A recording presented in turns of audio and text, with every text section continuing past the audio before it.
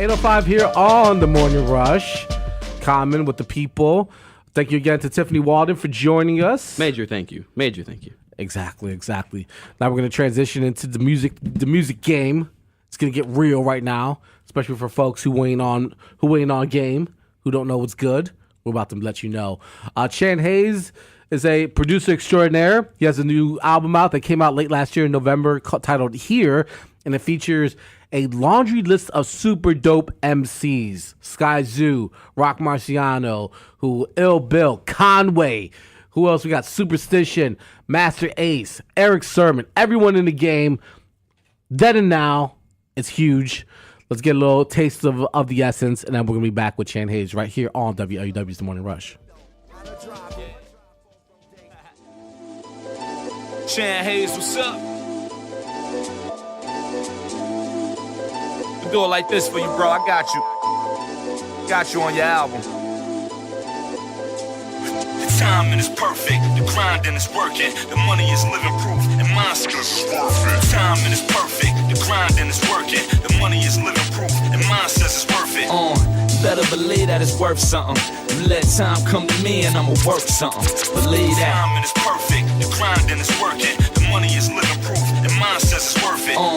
Better believe that it's worth something. You let time come to me and I'ma work something. Time is of the essence. Mine is like a weapon. Jumping off the hip and better grip, you find the message. I'm lining up the exit, or better yet the entrance, and making that an exit for whoever come up in this. I'm in this for the 8:07 here on the Morning Rush. I was Chanhays featuring Sky Zoo with Of the Essence off his latest album Here, and he joins us live here on the Morning Rush. Good morning, man. Hey, man, what's going on? Good morning. Good. We're excited to have you on. I got the album late last year. I was really excited. I've been trying to get you on, but I know with the holidays it's kind of crazy. But I'm so glad you're able to join us.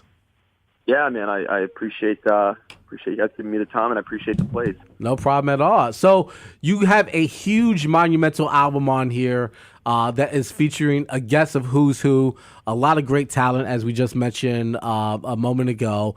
When you were starting to craft this album, did you already have like a guest list of who you wanted to invite on, or as you were making the record, you're like, yo, they would sound nice on this, or they would sound good on this? What was the approach going into Here? Well, man, it was definitely a snowball effect. I mean, when I started the project, I'd been away from music for a little while, and it was just kind of an itch that needed to be scratched. So I came back, and I was like, well, I like to work with a couple artists that I've always admired, but hadn't had a chance to work with, so I was going to make that happen. And then one kind of led to another, and what you end up with is sort of, an album where it's like, what if you could make an album with all of your favorite artists? And I was fortunate enough to do that, so. Nice. Was there any difficulty reaching out and getting any of these artists? Because some of these are really huge names in hip hop, or hip hop royalty. Either Raz Kaz, Eric Sermon, Master Ace, AG. These are guys who are highly acknowledged and appreciated. Were they difficult catches? Yeah, I mean, early on it was a little bit trickier, but then the more I would kind of get guys on board, they would either connect me with other guys or just. It's a name drop situation where right. Well, I got this guy on it, and it just kind of catches people's ear, and they say, okay, that sounds like something that I'd want to be part of too. Yeah, exactly. You have such a it's reminiscent of the boom bap, but it still has a very modern feel and vibe to it. And I love the scratching on most of the hooks that you have records on here. Talk about like the influencer, like your style, and how does it sit well with the hip hop? Like, what was your approach and your style like going into this record? Did you want to keep it sort of the aura and the genesis of hip hop? Yeah, I mean, for me as a beat maker, like everything starts with Primo. So yes, or Primo in there and Pete Rock, and so it's sample heavy. It comes from that sort of starting place. At the same time, as a producer, I kind of wanted to show some range on the project. So there's a lot of variation in the sounds of the songs, like one to the next, which is tricky because, it's hard enough making something sound cohesive with, however many artists on there. There's 35 artists or something like that on the project. But but then to also show range as producer while making the album kind of, speak one narrative across the whole thing. So hopefully that still comes across, but I wanted to show that, it's not just going to be strict choppy boom bap. There's going to be some soul stuff. There's going to be old school, new school.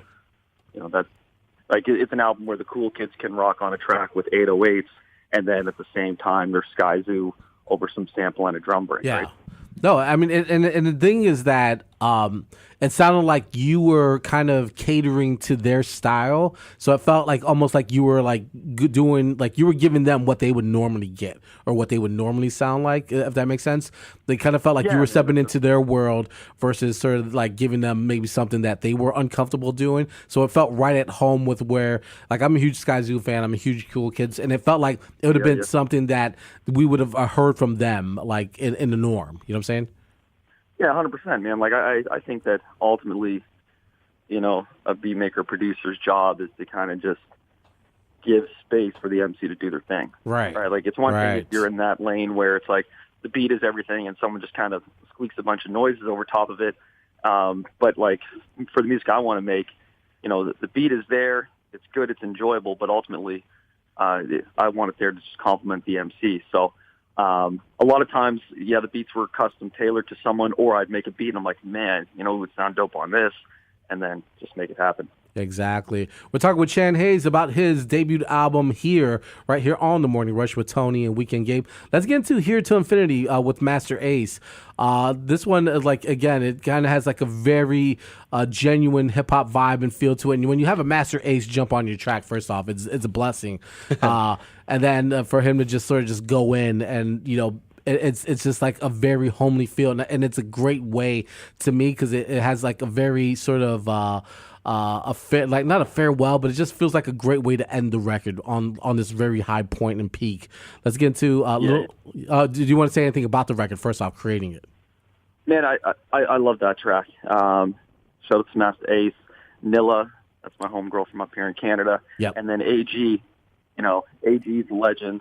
It's DITC, yep. Yeah, just a real good dude. Like, I kick him a beat and I say, hey, this is kind of what I'm thinking.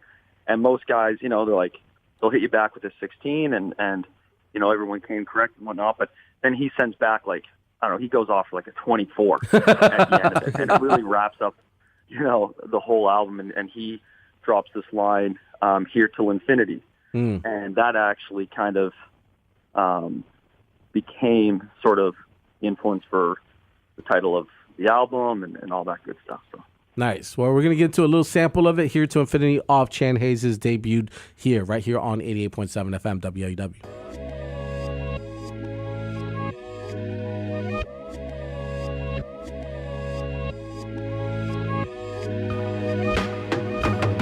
A new day, a new time. This is how we chill. This is 93. A new way, a new kind. For eternity through infinity.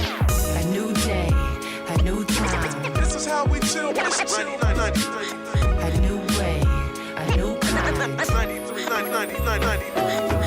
No, you'll never make it. No, you'll never do it. No, you'll never reach the people with this ghetto music. And the radio won't play you in their daily mix. You were born to fail since back when you were barely 6. By now you should be used to that no for an answer. Don't let it spread though. The word no is a cancer. I had a lot to give, but you're the world's resistance was a chance for me to learn about the word persistence. Yeah, you heard the difference in what I chose to pen. For a lot of folks, it's like the walls are closing in. But yo, I chose to swim, right at the point of sinking. This crazy game, man, to take you to the point of drinking. There was a lot of no's before I got a yes. And that alone could have made me feel a lot of stress. But I gotta press on, no looking back. They tried to steal my joy, but yo, I took it back. A new day, a new time. 8:15 here on The Morning Rush. That was Master Ace from Here to Infinity off Chanhays' debut here that came out late last year. Let's talk about I read Nova Scotia, Canada, correct? Yeah. So, Yeah. I mean, it's so. Tell me about like the connection to. Is there a huge difference between what's taking place in your side of the world and here in Chicago? Here in North in the Americas. Like I imagine, like because hip hop is so global. Were you always attached to American hip hop, or is it something that you had to go and find? I mean, I would say it's definitely become more accessible over the last Oh yeah, absolutely. 20 years, right? Yeah. But there's always been a scene here. It was predominantly like backpack and even kind of like, remember when there was like the whole nerd rap kind of stuff in like the late 90s? Yep. That sort of scene was really big here. Now we've got kind of the influence of everything. Like there's some insane DJs and diggers up here, like world-renowned guys who like know their stuff. Like for anyone who's a big DJ head out there, like Scratch Bastard is from here. Joe Run Bombay, who's one of the like, Illuminati of diggers in the world. Like, there's always been a really, really strong foundation in that respect to like the traditional hip hop elements. And now, we get everything from all angles. So there are guys here that are trying to sound like, everything from Atlanta to Toronto, but then also a lot of guys still doing, I guess what you'd say, more traditional break heavy stuff. Is there such a thing as like we hear in Chicago, like Chicago hip hop when you hear it, but now it's interesting when you say it because I've heard this as well, is that people like artists from New York, maybe like A$AP Rocky or whom else would sound like from the South in New York, Tony? Oh, I mean, it would. Yeah, you hit it on the head. Maybe like even a Cardi B might like to me when like if you didn't say she was from New York, I wouldn't know that. Like so, but my point is like when people think of like Canadian hip hop, is there a mental image that you plant, or do you feel like it's like kind of because of the wide reach and influence of hip hop from everywhere that Canada hip hop is just sort of adopting all these different styles and making this big merge? I mean, it's probably headed more towards the latter. Like, I think for a while there was more, we would kind of lag behind in a nice way in the sense that people were still, focused on sampling and were still nostalgic about late 90s style. Like, I would say a lot of Canadian hip-hop was, stuck in the late 90s, and I say that in a good way, until probably about the early 2000s, mid-2000s. Now, I mean, it's like everything else. It all kind of tends towards the, what's popular. So there's certainly a lot of that stuff. But, I mean, everyone associates Drake as being from Canada. But before Drake, there was, Choclair, Cardinal, Shal, the Rascals, Maestro Fresh West, all these guys who definitely have a very unique and different sound. And that was always the Toronto sound before Drake, and the Toronto sound had a big influence on what was the Vancouver sound and what we were doing out east. But people don't realize, being in Nova Scotia, we're closer to New York than we are to Toronto, really. So we get, we're more, I think we more associate with the Northeast of the U.S. in a lot of respects. No, absolutely. That makes a lot of sense. So everybody has Timbs in Nova Scotia, too. Kidding. We're sort of joking about that being in the Showtime series The Chi, that they're talking about Timberlands. We're like, that's more of an East Coast thing than more of a Chicago thing. Not that it doesn't happen. I'm just saying it's more of an East Coast thing. We're talking with Chanhays, and we're talking with Chanhays about his debut album here, featuring a collection of fantastic artists over some incredible production.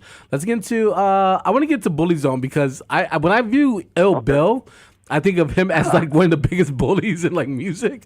Not like a physical, but just when he's on the mic. So I thought this was like a very cleverly put title to someone who's gonna rock on top of it. Well, Well, let's get to Bully Zone. We're gonna take a snippet of this, and we'll be back to wrap up with Chanhays right here on 88.7.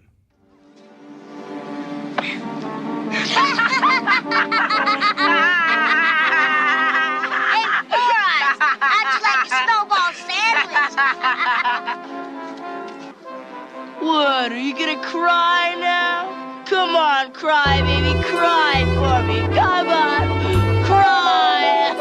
Deep in the recesses of my brain, a tiny red-hot little flame began to grow.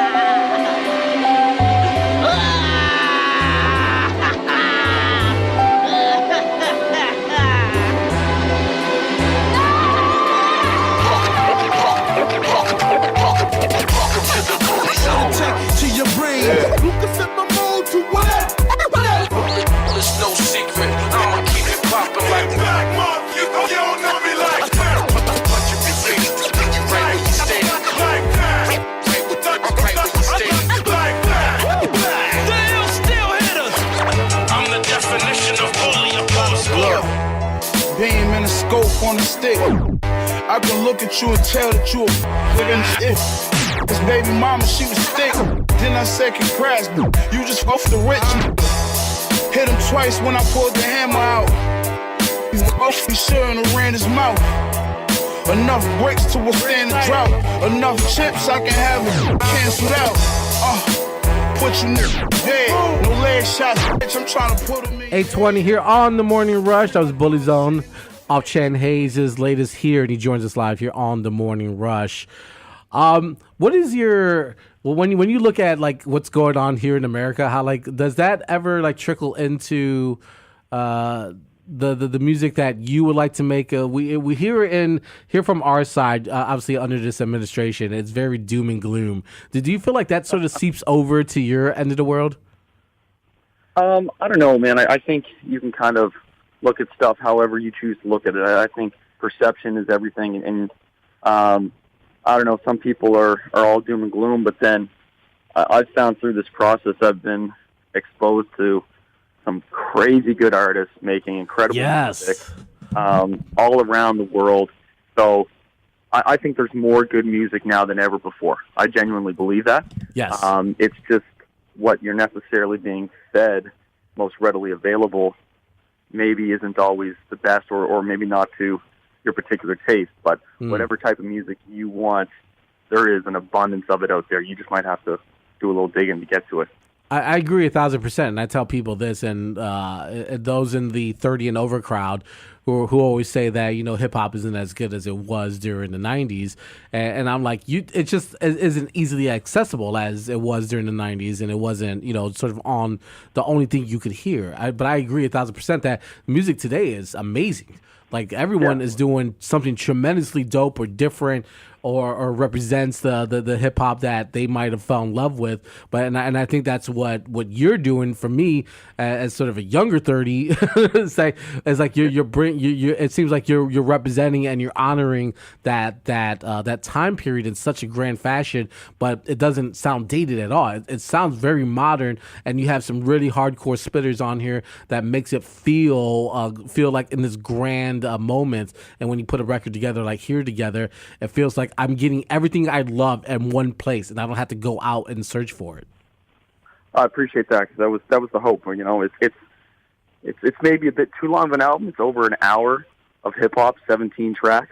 So there's a lot in there. Yeah. But it's just kind of everything I wanted to get out, which also relates to the title. I'm just like, here is everything I've been working on to date. Yep. I wanted to get it out there, and I'm happy with it, and now it's on to the next thing. So how long did you work on this project? I would have started it like around November of, I guess, 2016. So it took about a year, probably 8 months producing the beats, getting everything recorded, and then 4 months to, finish the engineering, get it all manufactured, and plan the rollout. So about a year total. Really? That doesn't seem... I know that sounds like a lot, but I imagine that's probably not very long. No, it's not. And this is another thing that's changed about music. Like, albums have shorter shelf life, right? So... Sadly true, this is the era of the EP and the mixtape. So, but I was still coming from this age of, you got to put out the album, and the album should have this many tracks and blah, blah, blah.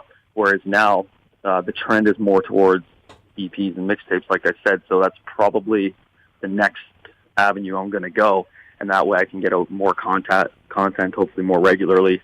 So we'll see.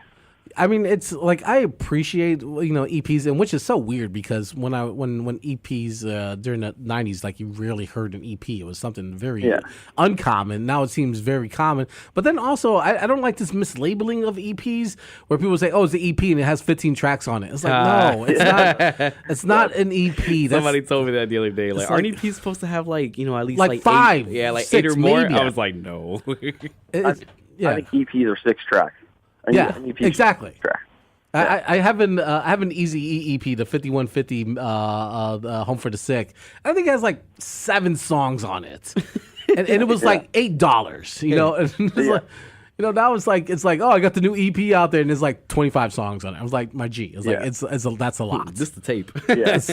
Yeah. It's like, which just makes me think that people are confused and they don't understand what they're doing, and they have people around him that don't know what they're doing. Yeah, man. I would say that 90% of people who talk about EPs don't know what the letters E and P. Right? Go Google it, folks. Use the phone for better. You were mentioning like DJ Premier, the Pete Rocks. Were those the guys that were like that influence who you are, and as a producer, were those sort of the pinnacle producers that you looked up to? Yeah, I mean, when I was young, I was kind of big in like West Coast rap, like Death Row and nice. Same here, Dr. yeah, Dre and absolutely. all this stuff. Yeah, and then I kind of actually then just out of nowhere, my buddy got me into Gangstar, and I was like, okay, this is very different, and I just loved it. So then Primo became huge for me, and then the Reflection Eternal album, Yep. Lib Kweli and High Tech, Yep. and all of that. And then the whole Rockets Records I got in through there. So it was kind of there's a combination of guys. And then like right now I find that the music I'm making, like in this exact moment, I'm hugely influenced by, on one side, The Alchemist, right? Yep, Alchemist, ALC. Yep. And that sort of sound, that minimalist, and the Rock Marciano sound. And then on the flip side, like I've always been a huge Cool Kids fan. And that sort of different type of minimalist, like that old, like new age retro 808 synth sound.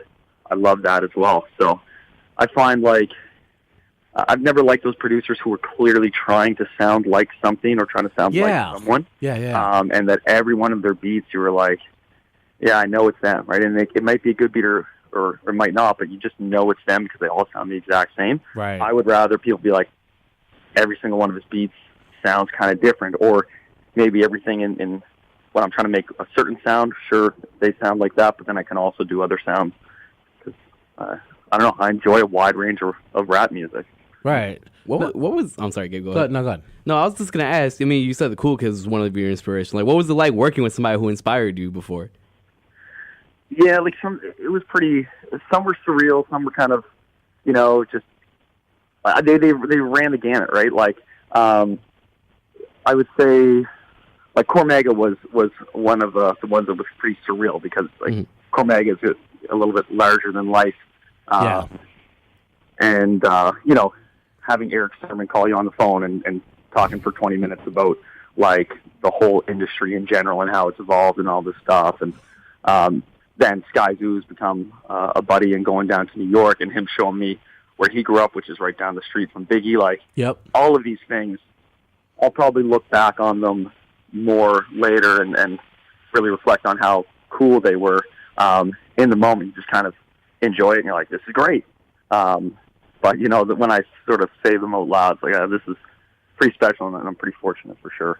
No, absolutely, and I mean, and the thing is also is like getting a Cormega or a Socrates or Eric Sermon. Like these are guys who have been around for so long, and who had, like, again, I was mentioning, like, just their respect level is like 100%. If you're using like NBA Live meters, it's like they're 99 and up. And then to have them and to have to be on the phone with them, and even when I, like, I'm not name dropping, but like I was in the same space as Sir Michael Rocks a month ago. I was like, like it's Michael Rocks, It's like you just can't get over that fandom because you respect and love what they do so much, and then when you're in that same space, it's like, whoa. That's like Eclipse was, spinning a couple of joints off the album, and I reached out to him and go, hey, thanks for playing them. And we had talked before because he had hooked me up with Ill Bill, and then I ran into him at Toka Tuesdays down in New York. Nice. But anyway, so I tell him, thanks for the plays. He's like, yeah, and just so you know, Primo's playing it too. And I looked into it and found that he was playing it. And then I got at him, and I'm like, thanks. And he's like, yeah, man, no problem. Album's dope. I'm going to check out the other cuts that Eclipse sent me, too. Like, again, for me, it all begins and ends with Primo, one way or the other. And so to have that, I'd say that was probably the pinnacle to date. Yeah, absolutely. Here excuse me. Here is the new album from our guest Chanhays. It's out there. Tell people how they can find it, how they can listen to it. It's a great project.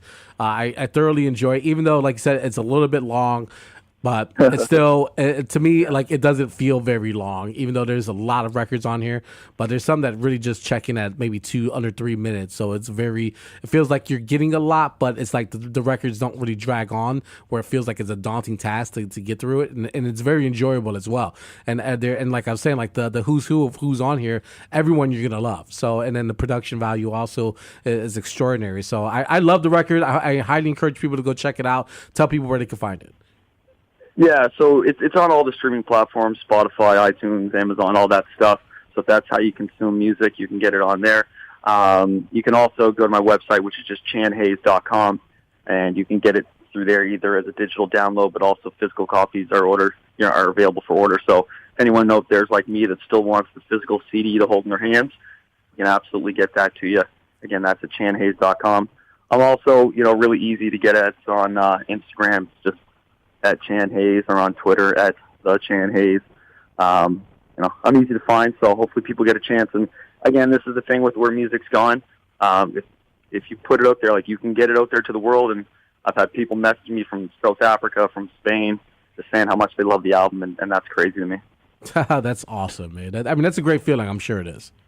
Yeah, even talking to you guys, like Chicago has always played an important part as a hub in hip hop. And, to know that people down in Chicago, the Shy, the Windy City, they're checking out the album and enjoying it. Yeah. That's pretty cool. Please let us know if you ever make your way this way. We would love to have you on. We'll back you into the studio. Oh. I hear the food's really good in Chicago. It's amazing. Oh, of course. Yeah. If there's a reason to come, yeah. Food, so. Yeah. All right, Chan. Thank you so much for checking in. We're gonna close out with "Smoking" off the new album here. Go check it out. We'll, like I said, it's all on streaming platform services. Do yourself a favor, put it in your life. Chan, enjoy the rest of your day, and we'll talk to you soon, I'm sure. All right, sounds good. Peace. All right, that's Chanhays, a producer from Nova Scotia, Canada, about his new album here, and I'm really excited. This is a fantastic record. Yeah, his track list is really dope. Yeah, exactly. All right, let's get into "Smoking." Coming up in just a few minutes, Skip Whitman's going to join us. He's up hella early. If he's still in California, we're going to find out because it's about 6 o'clock over there, and he's joining.